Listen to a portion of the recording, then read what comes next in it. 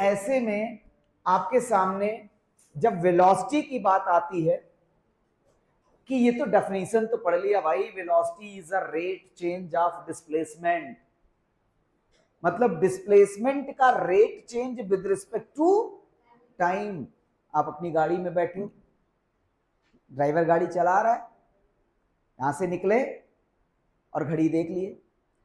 आप अगर अपनी स्टार्टिंग पॉइंट स्टार्ट कर देते हो 1 बजे मान लीजिए, या 10 बजे, सुबह के 10 बजे गाड़ी पे चल पड़ती है गाड़ी, और आपने देखा कि मैं जब 11 बजते हैं तो हमारी गाड़ी यहां से 0 किलोमीटर थी और ये अब कितने किलोमीटर दिखा रही है? 10 किलोमीटर। क्या आ गया?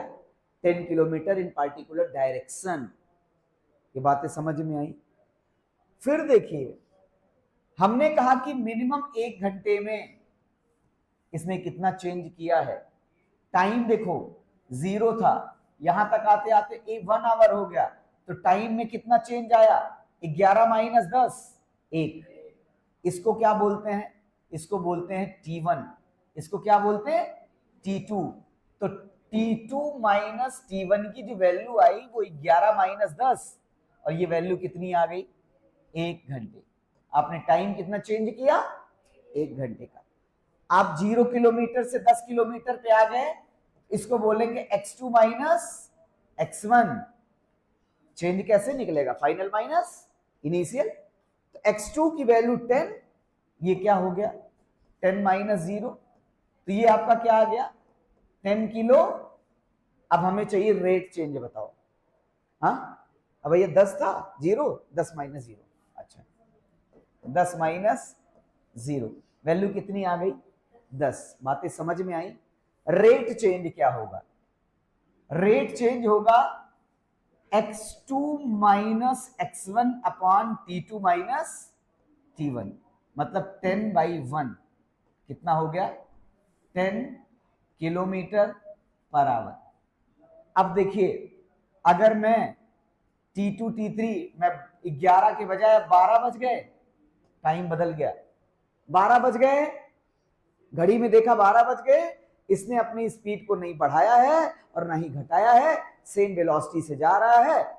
मैं बोलूंगा ठीक है, मेरा डेस्टिनेशन आ गया, मुझे 20 किलोमीटर जाना था।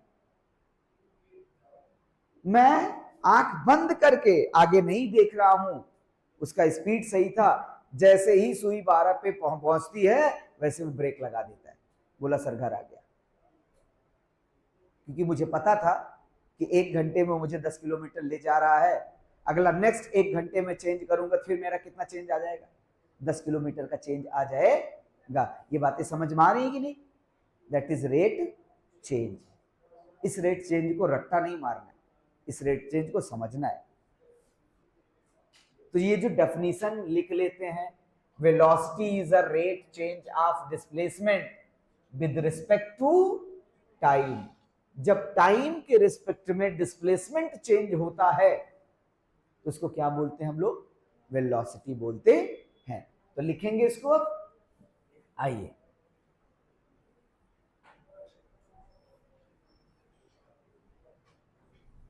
अब इसका फार्मूला क्या बनता है? Velocity is equal to displacement upon time. बल्कि यहां चेंज डिस्प्लेसमेंट लिख दीजिए भाई, चेंज डिस्प्लेसमेंट और change time taken, change time taken. ये बातें समझ में आ रही? इसको नॉर्मल तरीके से क्या लिखते हैं? v is equal to x2 minus x1 upon T2 minus T1।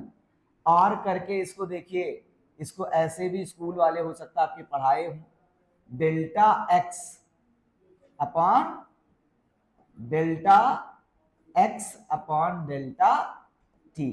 इसका मीनिंग समझ में आया डेल्टा का? तो डेल्टा का मतलब चेंज होता है। हमेशा चेंज को हम किससे दिखाना चाहते हैं? डेल्टा से दिखाना चाहते हैं। What is delta? Delta is a change, change in x, change in time, change in x means change in displacement and change in time. ये बातें समझ में आ रही हैं? ठीक है, इसको देखिए। अब बताइए वेलोसिटी स्केलर है कि वेक्टर? हाँ, कैसे वेक्टर है ये बता दो, बोलो। वेक्टर कैसे? नहीं पता? कौन बताएगा? कोई रीजनिंग किसी के पास है? बैठ जा, बैठ जा। आप देखिए, ये डिस्प्लेसमेंट है, ये क्या है? वेक्टर है। ये क्या है? स्केलर है। स्केलर एक नंबर होता है। जब भी किसी वेक्टर को एक नंबर से डिवाइड कर दिया जाता है, 11th में बड़े बेहतरीन ढंग से ये पढ़ा जाता है, जब भी किसी वेक्टर को एक नंबर से डिवाइड कर दिया जाता है, एटलीस्ट वो वेक्टर ही रहता है, और एक वेक्टर कभी स्केलर के बराबर नहीं हो सकता। अब इसने, अगर हमने ये कहा कि वेलोसिटी में डिस्प्लेसमेंट वेक्टर है, डिस्प्लेसमेंट क्या है? वेक्टर है, और टाइम क्या है? स्केलर है, तो वेक्टर अपॉन स्केलर हमेशा क्या देगा? वेक्टर देगा। और वेक्टर वेलोसिटी के बराबर है, इसका मतलब velocity is a vector quantity. अगर डिस्प्लेसमेंट वेक्टर है तो वेलोसिटी भी वेक्टर है। ये बातें समझ में आई सबको? ठीक है, आइए। एसआई यूनिट किसमें नापेंगे? वेलोसिटी को किसमें नापेंगे?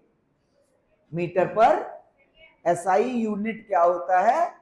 मीटर पर सेकंड। कैसे निकलता है? डिस्प्लेसमेंट नपता है किसमें?